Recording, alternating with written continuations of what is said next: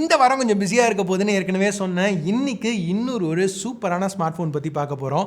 இது HUAWEIயோட mat XS2.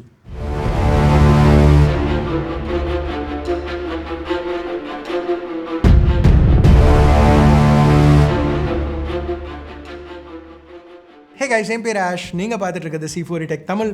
முதல்ல அன்பாக்சிங்லேருந்து ஆரம்பிப்போம். இது மேட் XS2ஓட பாக்ஸ். ஓப்பன் பண்ண உடனே உள்ளே நம்ம முதல்ல பார்க்குறது இந்த மேட் XS2 ஃபோனை தான். கொஞ்சம் ஃபோக்கஸ் சென்டிங் ஆயிடுச்சு, சாரி, பொறுத்துக்கோங்க. எத்தனை ஃபோல்டபுள் ஃபோன்ஸ் யூஸ் பண்ணாலும் முதல் தடவை ஃபோல்ட் பண்ணையில் ஏதோ தப்பாக பண்ணிட்டோமோங்கிற ஃபீலிங் இங்கேயும் எனக்கு இருந்துச்சு. எனிவேஸ், ஓப்பன் பண்ணுறதுக்கு இங்கே ப்ரெஸ் பண்ணணும். சரி, இப்போ வேறு என்ன பாக்ஸில் இருக்குன்னு பார்த்தா ஒரு USB Type A to Type C cable, orange ஆக்சன்ஸோட, அதுக்கப்புறம் ஒரு 66 watt HUAWEI super charger. So இதை யூஸ் பண்ணி உள்ள 4600 mAh பேட்டரியை ஃபுல் சார்ஜுக்கு ஒரு மணி நேரத்தில் எடுத்துகிட்டு வரலாம்.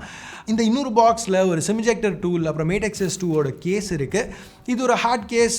இதை வந்து சைடில் ஒட்ட வேண்டி வரும், பட் அதுக்கு வருவோம். இப்போதைக்கு முதல்ல இந்த ஃபார்ம் ஃபேக்டர் பற்றி பார்க்கலாம். ஸோ இந்த ஃபார்ம் ஃபேக்டர் அவுட்வர்ட்ஸ் ஃபோல்டுக்கு பாசிட்டிவ்ஸும் இருக்குது, நெகட்டிவ்ஸும் இருக்குது. முதல்ல பாசிட்டிவ்ஸ்லேருந்து ஆரம்பிப்போம். இப்போ டிப்பிக்கலாக நம்ம பார்க்குற ஃபோல்டபுள் ஃபோன்ஸ் எல்லாமே இன்சைட் ஃபோல்ட் ஆகும். அதாவது 2 டிஸ்பிளே இருக்கும். அதில் வெளியில் ஒரு ரெகுலர் டிஸ்பிளே, உள்ள ஒரு ஃபோல்டபுள் டிஸ்பிளே. பட் இது ஒரு அவுட்வர்ட்ஸ் ஃபோல்டுங்கிறதுனால இந்த ஃபோனில் ஒரே டிஸ்பிளே தான். நம்ம இப்படி ஃபோல்ட் பண்ணி நார்மலாக யூஸ் பண்ணணும்னா பண்ணலாம். ஸோ இங்கே ஒரு டிஸ்பிளே தான் யூஸ் பண்ணுறாங்கிறதுனால வெயிட் கம்மியாக இருக்குது, ஃபோன் இன்னும் ஸ்லீக்காக இருக்குது. மேட் XS2 தான் இன்றைக்கி தேதிக்கு உலகத்திலேயே slimmest and lightest foldable phone. அன்ஃபோல்டடாக யூஸ் பண்ணையில் வெறும் 5.4 mm தான் திக்னஸ். ஸோ ரொம்ப ஸ்லிம்மான ஒரு ஃபோன். ஃபோல்டடாக யூஸ் பண்ணையில் 11 mm. கொஞ்சம் யோசிச்சு பார்த்தீங்கன்னா ஜென்ரலாக ஒரு ஃப்ளாக்ஷிப் ஃபோன் கேஸோட யூஸ் பண்ணிங்கன்னா என்ன திக்னஸ் இருக்க போதோ அதே திக்னஸ். அதே மாதிரி வெயிட்டுன்னு பார்க்கலையும் ஒரு ஃப்ளாக்ஷிப் ஃபோன் கேஸோட என்ன வெயிட் இருக்கோ அதே வெயிட் தான் இந்த ஃபோன் இருக்குது. ஸோ இந்த ஃபோனை ஃபோல்ட் பண்ணி ரெகுலராக யூஸ் பண்ணிகிட்டு இருக்கையில் ஒரு பெருசாக ஒரு ஃபோல்டபுள் ஃபோன், ரொம்ப ஹெவியான ஒரு ஃபோன் நம்ம காம்ப்ரமைஸ் பண்ணி யூஸ் பண்ணுறோம் அப்படிங்கிற ஃபீல் இல்லை. ப்ளஸ் இந்த ஆஸ்பெக்ட் ரேஷியோ 19:9ங்கிறதுனால ஒரு normal candy bar form factor phone, regular smart phone use பண்ணையில் என்ன ஃபீல் இருக்கோ இன் ஹேண்ட் அதே ஃபீல் தான் இங்கேயும் இருக்குது. இந்த ஃபோன் இவ்வளோ ஸ்லீக்காக இருக்கிறதுனால எல்லா இன்டர்னல்ஸையும் கிட்டத்தட்ட இந்த சைடில் உள்ள இந்த ஒரு ஏரியாவில் பேக் பண்ணியிருக்காங்க. இதில் நம்மளுக்கு கிடைக்கிற அட்வான்டேஜ் கையில் பிடிச்சி யூஸ் பண்ணுறதுக்கு கொஞ்சம் கிரிப்பியாக இருக்குது. இப்போது இபுக் ரீடர்ஸ் எடுத்துக்கிட்டிங்கன்னா ரொம்ப நேரம் கையில் பிடிச்சி யூஸ் பண்ணுற டிவைசஸ், இந்த இபுக் ரீடர்ஸில் எல்லாமே இந்த மாதிரி அந்த கிரிப் பிடிக்கிறதுக்கு ஒரு இடம் எக்ஸ்ட்ராவாக இருக்கும். எர்கனாமிக்ஸ்னு வரையில் ஸ்க்ரீனை ஓப்பன் பண்ணி யூஸ் பண்ணையில் மேட் XS2 ரொம்பவே ஈஸியாக இருந்துச்சு யூஸ் பண்ணுறதுக்கு.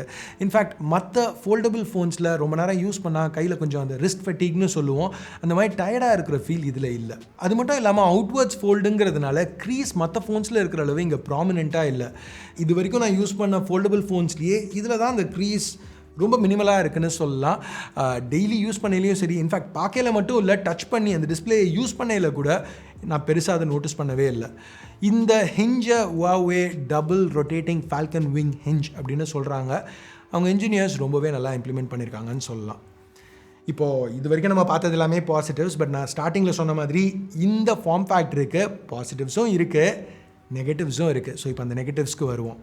ஸோ அவுட்வர்ட்ஸ் ஃபோல்டிங் டிஸ்பிளே அப்படின்னு வரையில் negative, outwards folding display out side, display வெளியில் இருக்குது. ஸோ டிஸ்பிளே தான் பேக்குன்னு வரையில் நீங்கள் ஒரு சர்ஃபேஸில் எப்போ ஃபோனை வச்சிங்கனாலும் ஆக்சுவலான டிஸ்பிளே ஏதோ ஒரு சர்ஃபேஸை தொட்டுட்டு தான் இருக்கும். ஸோ அந்த ஃபோனை பிக்கப் பண்ணையில் சரி, இல்லை கீழே வைக்கையில சரி, ஸ்க்ராட்ச் ஆகிறதுக்கு சான்சஸ் அதிகம். கைஸ், இப்போ இதை டெஸ்ட் பண்ணி பாருங்களேன். இப்போ நீங்கள் எந்த ஃபோனை யூஸ் பண்ணிட்டு இருந்தீங்கனாலும் டக்குன்னு பேக்கில் திருப்பி பாருங்கள். கேஸ் போட்டிருக்கீங்க, போர்டில் எப்படி யூஸ் பண்ணிட்டு இருந்தீங்கனாலும் கேஸ் இருந்துச்சுன்னா அந்த கேஸ்லேயோ இல்லை உங்கள் ஃபோன் பேக்லேயோ ஏதாவது சின்ன மைக்ரோ ஸ்க்ராச்சஸ் கண்டிப்பாக இருக்கும். நம்மளன்னா நீங்களே இப்போ வீடியோவை பாஸ் பண்ணிவிட்டு டக்குன்னு திருப்பி பாருங்கள். பார்த்துட்டிங்கன்னு நம்புகிறேன். Okay, fine.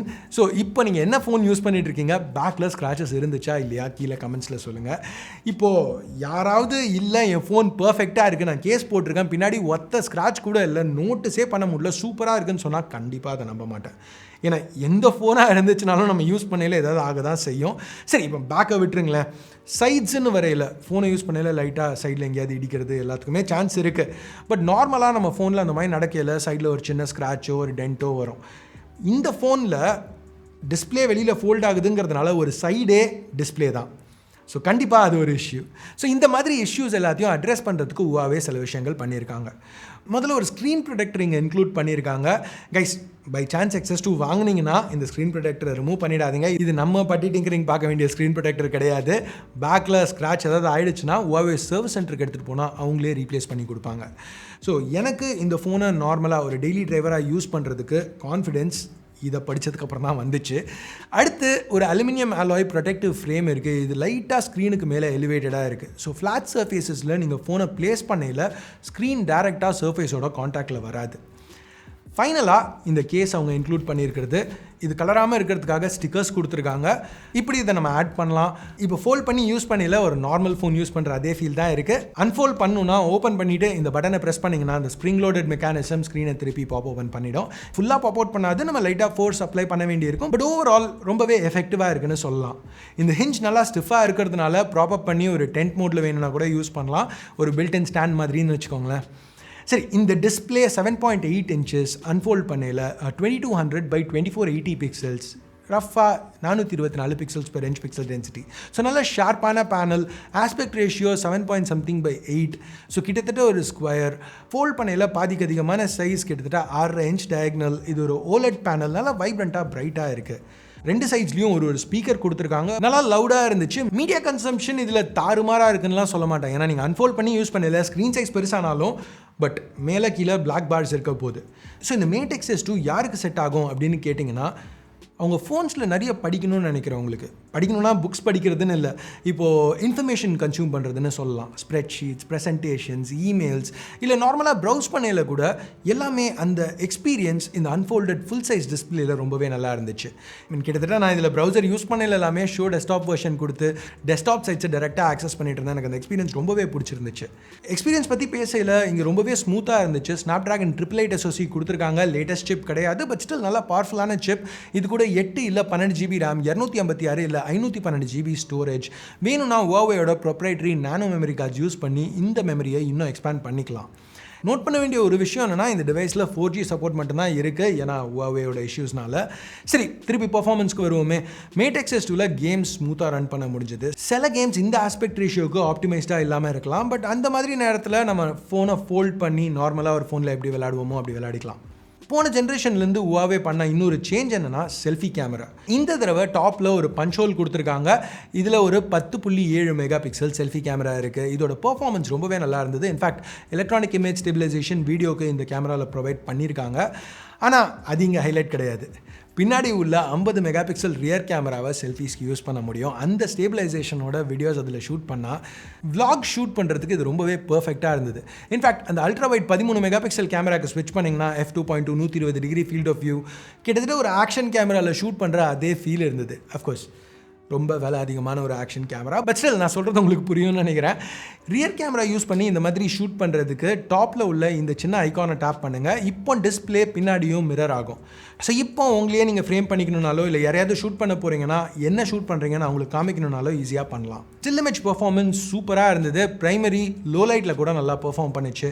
மூணாவது சென்சர் ஒரு 8 மெகா பிக்சல் 3x டெலஃபோட்டோஸ். எங்கள் 3 சென்சர்ஸுமே ஆக்சுவலான யூஸபிள் சென்சர்ஸ்.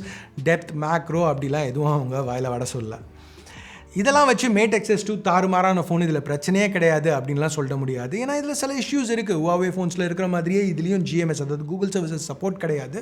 பட் இப்போ G ஸ்பேஸ் அப்படின்னு ஒரு ஆப்ஷன் இருக்குது. அதை யூஸ் பண்ணி என்னால் எனக்கு வேணுங்கிற எல்லா ஆப்ஸுமே ரன் பண்ண முடிஞ்சுது.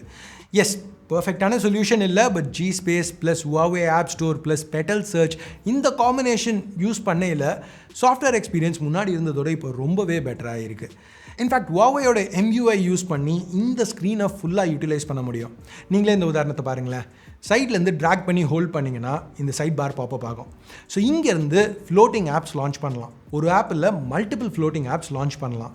யூஸ் பண்ணி முடிச்சிட்டிங்கன்னா டக்குன்னு மினிமைஸ் பண்ணி திருப்பி சைடில் வச்சிடலாம். வேணுங்கல டக்குன்னு அதை திருப்பி ஆக்சஸ் பண்ண முடியும். இது போக இதே சைட் பார்லேருந்து ஒரு ஐக்கானை ட்ராக் பண்ணி ட்ராப் பண்ணிங்கன்னா ஆப் ஸ்பிளிட் ஸ்க்ரீனில் ஓப்பன் ஆகும். இதுக்கு மேலே அதே ஃப்ளோட்டிங் விண்டோஸை இன்னமும் யூஸ் பண்ண முடியும். ஸோ Huawei இந்த ஸ்க்ரீன் ரியல் எஸ்டேட்டை ரொம்ப பர்ஃபெக்டாக யூஸ் பண்ணியிருக்காங்கன்னு சொல்லலாம். ஸோ ஓவரால் Mate XS2 ஒரு தாறுமாறான ஃபோல்டபுள் ஸ்மார்ட் ஃபோன். கூடிய சீக்கிரம் UAEயில் லான்ச் பண்ண போகிறாங்க. இப்போதைக்கு எனக்கு ப்ரைஸிங் தெரியாது, பட் ப்ரைஸிங் கன்ஃபார்ம் ஆன ஒன்று கீழே டிஸ்கிரிப்ஷனில் இல்லைனா ஒரு கமெண்ட்டில் பின் பண்ணுறேன். ஸோ அங்கே செக் பண்ணி பாருங்கள். ஸோ இப்போதைக்கு இந்த Mate XS2 பற்றி நீங்கள் என்ன நினைக்கிறீங்க? பிடிச்சிருக்கா, பிடிக்கலையா, இல்லை ஏதாவது வித்தியாசமாக பண்ணியிருக்கணும்னு நினைக்கிறீங்களா? அதையும் கீழே உள்ள கமெண்ட் செக்ஷனில் சொல்லுங்கள். ஸோ அவ்வளோதான் இன்றைக்கி வீடியோவுக்கு பிடிச்சிருக்கு பிடிக்கலங்கிறத பேஸ் பண்ணி தம்ஸ் அப் இல்லை தம்ஸ் டவுன் ப்ரெஸ் பண்ணுங்கள். சப்ஸ்கிரைப் பண்ணலன்னா சப்ஸ்கிரைப் பட்டன் ஏற்கனவே சப்ஸ்கிரைப் பண்ணியிருந்தீங்கன்னா பக்கத்தில் உள்ள பெல் ஐக்கான் அதையும் ப்ரெஸ் பண்ணுங்கள். அப்போ தான் நான் போடுற வீடியோஸை நீங்கள் மிஸ் பண்ணாமல் பார்க்க முடியும். ஸோ அடுத்த வீடியோவில் உங்களை திருப்பி சந்திக்கிற வரைக்கும் என் பேர் ஆஷ். நீங்கள் பார்த்துட்டு இருக்கிறது C4E Tech Tamil. Have a nice day. Bye.